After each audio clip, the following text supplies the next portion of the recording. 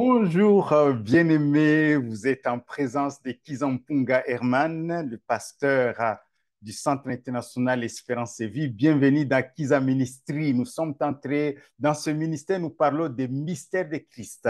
Il n'y a vraiment personne comme Jésus, de par sa naissance, de par sa mort et sa résurrection. Mais aujourd'hui, nous allons parler de l'ascension. L'ascension, pourquoi? Parce que là, on ne peut pas comprendre la Pentecôte sans l'ascension.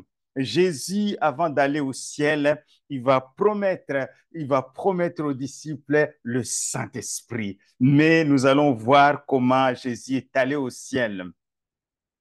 Dans Actes chapitre 1 au verset 1, Théophile, je parlais dans mon premier livre, c'est l'évangéliste Luc, c'est l'évangile de Luc. Il va parler, c'est l'évangile de Luc. Il a parlé, celui qui écrit dit, Théophile, je parlais dans mon premier livre de ce que Jésus a commencé de faire et d'enseigner dès le commencement jusqu'au jour où il fut enlevé au ciel, après avoir donné ses ordres par le Saint-Esprit aux apôtres qu'il avait choisis. Jésus a fonctionné dans l'évangile de Luc. On parle de mystère, comment Jésus est né par le Saint-Esprit, comment il a été baptisé du Saint-Esprit, il a été rempli, il a fonctionné par le Saint-Esprit et jusqu'au jour où il fut enlevé au ciel. Au verset 8, il va promettre le Saint-Esprit en disant, mais vous recevrez une puissance, le Saint-Esprit survenant sur vous, et vous serez mes témoins à Jérusalem, dans toute la Judée, dans la Samarie, jusqu'aux extrémités de la terre. Alléluia, jusqu'aux extrémités de la terre. Et donc, Jésus, dans Luc aussi, chapitre 24, il termine son évangile en disant, vous êtes témoins de ces choses. Après sa résurrection, il dit, vous êtes témoins de ces choses. Et il est conduit jusque vers Béthanie, ayant levé les mains, il est béni. Et pendant qu'il les bénissait, il s'est séparé d'eux et il fut enlevé au ciel pendant qu'il les bénissait. Gloire à Dieu. Jésus n'a pas laissé, il a béni ses disciples. Et pendant qu'il les bénissait, il va se séparer d'eux. Donc dans les évangiles, Jésus va parler de son ascension. Il va parler il vient du ciel et il va retourner au ciel. Et les gens ne comprenaient pas son langage. Comment se fait-il un homme? On n'a jamais vu. Il n'y a pas parmi des grands hommes dans la Bible. Nous connaissons Abraham, il n'est pas allé au ciel, il n'est pas monté visiblement au ciel. Nous connaissons Moïse, le plus grand prophète. Nous ne savons pas comment, nous savons qu'il n'est pas allé au ciel comme ça visiblement. Comment cet homme, Jésus, dit qu'il va aller au ciel? Mais tout simplement parce qu'il est venu du ciel. Dans Jean chapitre 1 au verset 18, il dit, personne n'a jamais vu Dieu, le Fils unique qui est dans le sein du Père, c'est celui qui l'a fait connaître. C'est Jésus-Christ lui-même qui peut nous parler de Dieu le Père. Pourquoi? Parce qu'il était dans le sein. Il est la parole qui est sortie qui a pris un corps. Et Jésus est le Fils de Dieu par excellence. Dans Romains chapitre 10, au verset 6 à 7, il dit, mais voici comment parle la justice qui vient de la foi. Ne dis pas en ton cœur qui montera au ciel. C'est d'en faire descendre Christ. Qui montera au ciel pour nous parler de ce qui se passe au ciel? C'est d'en faire descendre Christ. Christ est venu. Il est né d'une vierge, la Vierge Marie, sous la puissance du Saint-Esprit. Qui descendra dans l'abîme, c'est d'en faire remonter Christ d'entre les morts. Jésus est mort, il est allé dans l'abîme, il est ressorti le troisième jour, il est vivant pour l'éternité, il est venu, il peut nous parler du ciel, il peut nous parler de ce qui se passe dans le séjour des morts parce qu'il y a été et il est sorti vivant. Dans Jean chapitre 3, verset 13, dit Jésus, et personne n'est monté au ciel si ce n'est celui qui est descendu du ciel, le Fils de l'homme qui est dans le ciel. Jésus dit, je suis descendu du ciel, je viens du ciel, je viens d'en haut. Et Jean chapitre 6, 62 dit, et si vous voyez le Fils de l'homme monter où il était auparavant. Jésus est venu du ciel. Jésus est mort et ressuscité. Il connaît ce qui se passe dans le séjour des morts. Il n'y a vraiment personne comme Jésus. Jésus parle de son ascension. Il est retourné là où il est venu. Mais sa mission principale, c'était pour nous sauver. Voilà pourquoi nous mettons la croix. Mais la croix qui est maintenant habillée d'une couronne, parce que Jésus est glorifié. Il est le lion de la tribu de Juda. Il est celui qui a été vainqueur et il reste vainqueur en toutes choses, mes bien-aimés.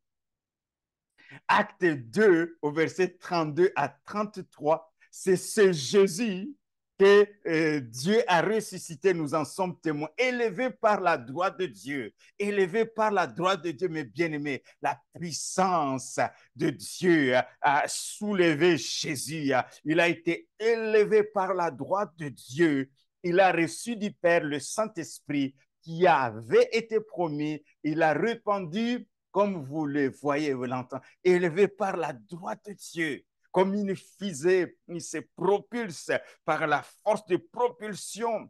Mais il y a le carburant, il y a le moteur qui va le mettre en propulsion. Mais Jésus, c'est la puissance de Dieu. Il est parti et les gens l'ont vu partir, mes bien-aimés. Alors qu'il le voyait partir dans Acte 1 au verset 19, 9 à 11, après avoir dit cela, il fut élevé pendant qu'il les regardait et une nuée le déroba à leurs yeux. Il fut élevé pendant qu'il les regardait, une nuée le fit dérober à leurs yeux. Et comme ils avaient les regards fixés vers le ciel, et pendant qu'ils s'en allaient, voici des hommes vêtus de blanc, des anges leur apparurent et dirent, hommes galiléens, pourquoi vous arrêtez-vous à regarder au ciel? Ce Jésus qui a été enlevé au ciel au milieu de vous viendra de la même manière que vous l'avez vu allant aussi. Il reviendra. Christ reviendra établir la paix sur la terre. Christ revient, c'est ça le mystère de Christ. Mais il est allé au ciel pour nous amener, pour envoyer le Saint-Esprit. Et il dit, avant de partir, vous êtes témoins dans Luc 24, vous êtes témoins, au verset 48 à 40, vous êtes témoins de ces choses. Et voici, j'enverrai sur vous ce que mon Père a promis, c'est que mais vous restez dans la ville jusqu'à ce que vous soyez revêtus de la puissance d'en haut. Et pour fonctionner, vous allez fonctionner comme moi, j'ai fonctionné. J'ai attendu pendant 30 ans pour fonctionner et j'ai fonctionné par le Saint-Esprit. Et le disciple n'est pas plus grand que son maître. Vous aussi, vous allez fonctionner par le Saint-Esprit. Mais bien aimés, l'ascension de Christ, Christ est arrivé au ciel, il a présenté son sang, il a dit, j'ai accompli, j'ai tout accompli, j'ai accompli la mission. Désormais, toute personne qui croit en Christ, qui croit à l'œuvre que j'ai achevée à la croix, il devient enfant de Dieu. Alors, toi qui m'entends, toi qui m'écoutes, je vais prier pour toi. Oh Seigneur, merci pour cet bien-aimé. Merci pour ce bien-aimé qui est en train d'entendre ces paroles. Ce sont tes paroles, oh Jésus-Christ, que tu as laissées à tes disciples. Alors, Esprit de Dieu, fais en sorte que cette personne, s'il ne croit pas, Seigneur, touche son cœur, parce que la Bible dit que le salaire du péché, c'est la mort, mais le don gratuit de Dieu, c'est la vie éternelle. Alors tu dis, Seigneur Jésus, je reconnais que j'ai été loin de Dieu, je n'ai fait aucun cas de Dieu, alors qu'il m'a tellement aimé, il t'a envoyé, tu as quitté ton ciel, tu es mort pour moi. Seigneur Jésus, je t'accepte comme sauveur personnel, j'accepte ta mort et ta résurrection. Je crois que tu es mort pour mes péchés. Répète avec moi, je crois que tu es mort pour mes péchés. Je crois que tu es ressuscité pour me justifier auprès du Père et tu es monté monté au ciel pour me justifier. Je suis juste maintenant. Je te reçois dans mon cœur. Tu es mon sauveur et mon Seigneur. Et donne-moi encore cette grâce de vivre avec toi. Merci parce que tu es vivant maintenant et tu vis dans mon cœur et tu vas me conduire jusqu'à la fin de ma vie. Merci pour ton Esprit Saint que tu m'envoies parce que je crois à ta mort, à ta résurrection, parce que je crois que tu es mort pour moi, pour mes péchés, tu as porté mes péchés, alors je te reçois. Recevez maintenant. Recevez, la Bible dit, si tu confesses de ta bouche le Seigneur Jésus, si tu crois dans ton cœur que Dieu l'a ressuscité des morts, tu seras sauvé. Alors, recevez ce salut et garde-le. Et tu peux alors, si tu ne connais pas, si tu n'as pas d'église, alors cherche une église où on parle de Jésus, où on parle de l'évangile, où on parle du royaume des cieux, où on parle de rien que l'évangile. Mes bien-aimés, soyez bénis et je te bénis, cher ami, je te bénis, je vous bénis tous dans le nom de Jésus. L'ascension de Jésus, élevé par la droite de Dieu, la puissance de Dieu est encore à disposition par le Saint-Esprit, mes bien-aimés. Alors, mes bien-aimés, au revoir et à bientôt.